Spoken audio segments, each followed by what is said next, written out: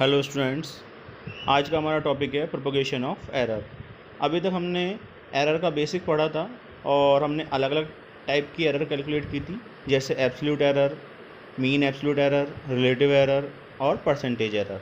लेकिन अब हम पढ़ेंगे प्रोपगेशन ऑफ एरर या कॉम्बिनेशन ऑफ एरर। फिज़िक्स में हम देखते हैं बहुत सारी फिज़िकल क्वांटिटीज़ एडिशन फॉर्म में होती हैं, सब्ट्रैक्शन फॉर्म में होती हैं, या मल्टीप्लिकेशन फॉर्म में होती हैं, डिवीज़न फॉर्म में होती हैं, या पावर फॉर्म में होती हैं। तो उनकी वजह से एरर कैलकुलेट करेंगे, उसे हम कहेंगे कॉम्बिनेशन ऑफ एरर। इसे हम एक एग्जांपल से समझते हैं। सपोज़ कोई रेजिस्टेंस है जिसकी रियल वैल्यू है R1 और इसके मेजरमेंट में एरर हुई डेल R1 की। इसी तरह से कोई दूसरा रेजिस्टेंस है, उसकी रियल वैल्यू है R2 और इसकी मेजरमेंट में एरर है डेल्टा R2 की। रेजिस्टेंस के सीरीज़ कॉम्बिनेशन से होता है R equals to R1 plus R2, यानी R1 में एरर है, R2 में एरर है, तो जो R कैलकुलेट होगा उसमें भी एरर आएगी, क्योंकि R जो हमें मिल रहा है वो R1 और R2 के एडिशन फॉर्म से मिल रहा है। अगर R1 में एरर कर देंगे और R2 में एरर कर देंगे तो ये फिक्स है कि R में भी एरर प्रोड्यूस होगी। इसी को ही हम कहते हैं कॉम्बिनेशन ऑफ एरर या प्रोपोगेशन ऑफ एरर, या एरर का प्रोपोगेट होना। इसी को हम एक और दूसरे एग्जांपल से भी समझ सकते हैं। सपोज़ दो फिज़िकल क्वांटिटी हमारी प्रोडक्ट में है, जैसे F इक्वल्स टू ma, और यहाँ m रियल वैल्यू है मास की, a रियल वैल्यू है एक्सेलरेशन की, और f रियल वैल्यू है फोर्स की। अगर यहाँ m के मेज़रमेंट में हम एरर करते हैं डेल m की और a के मेज़रमेंट में एरर करते हैं डेल a की, तो ये फिक्स है कि f में भी एरर प्रोड्यूस होगी, और वो f में जो एरर आएगी वो m और a के प्रोडक्ट फॉर्म की वजह से आएगी। इसे हम कहते हैं error due to product form. इसी तरह से फिज़िक्स में फ़िज़िकल क्वांटिटीज़ अलग अलग कॉम्बिनेशन में होती हैं, डिवीज़न फॉर्म में होती हैं, मल्टीप्लिकेशन फॉर्म में होती हैं, या पावर फॉर्म में होती हैं। तो अब हम इनकी कॉम्बिनेशन की वजह से हम एरर कैलकुलेट करेंगे। फर्स्ट हम एरर देखेंगे due to addition form. Suppose एक फिज़िकल क्वांटिटी की रियल वैल्यू है x और इस x में एरर है डेल x।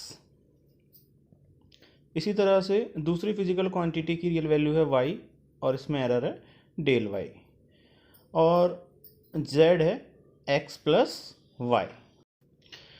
हमें यहाँ z x और y के एडिशन से मिल रहा है, यानी x में एरर होगी और y में एरर होगी, और इनका अगर हम ऐड करेंगे तो z में भी एरर प्रोड्यूस होगी।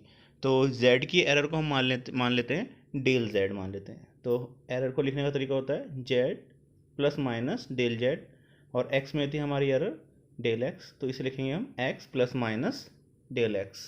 इसी तरह y में एरर थी डेल y, तो इसे लिखेंगे हम y plus minus del y, और इसको थोड़ा सॉल्व करेंगे।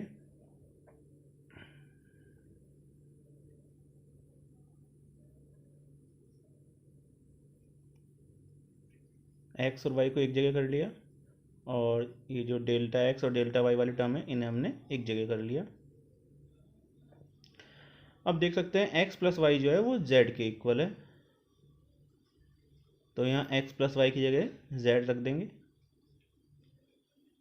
z से z कैंसिल आउट हो जाएगा, तो हमारी z में जो एरर आ रही है वो आ रही है delta z equals to delta x plus delta y, यानी x में जो एरर थी y में जो एरर थी दोनों का ऐड होकर जो हमें टर्म मिलेगी वो एरर आ जाएगी, किसमें z के अंदर डेल z। ये होता है error due to addition form. यहाँ x एक फिजिकल क्वांटिटी की ट्रू वैल्यू है और दूसरी फिजिकल क्वांटिटी की ट्रू वैल्यू है y, तो इसे ध्यान रखेंगे थोड़ा सा।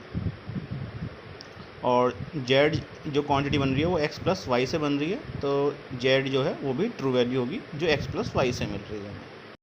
तो आप देख सकते हैं z में एरर आ रही है del z equals to plus minus del x plus del y, इसे ध्यान रखेंगे।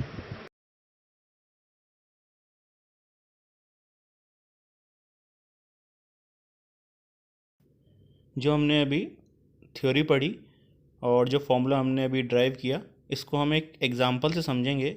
सपोज़ एक रेजिस्टेंस की मेजर्ड वैल्यू है, RM से इसे डिनोट कर रहे हैं, मेजर्ड वैल्यू है 2 ± 0.3 ओम। ये हमने कोई फर्स्ट रेजिस्टेंस ले लिया। कोई दूसरा रेजिस्टेंस है जिसकी मेजर्ड वैल्यू है RM2 = 5 ± 0.5 ओम।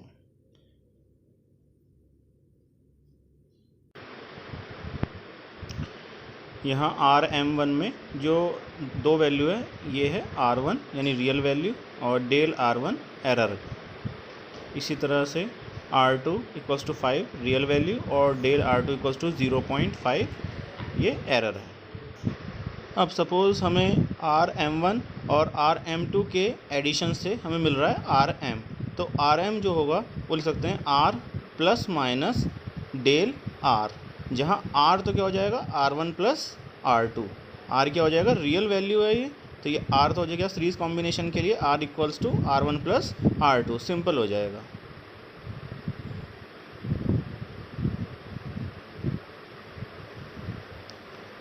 वैल्यू पुट करेंगे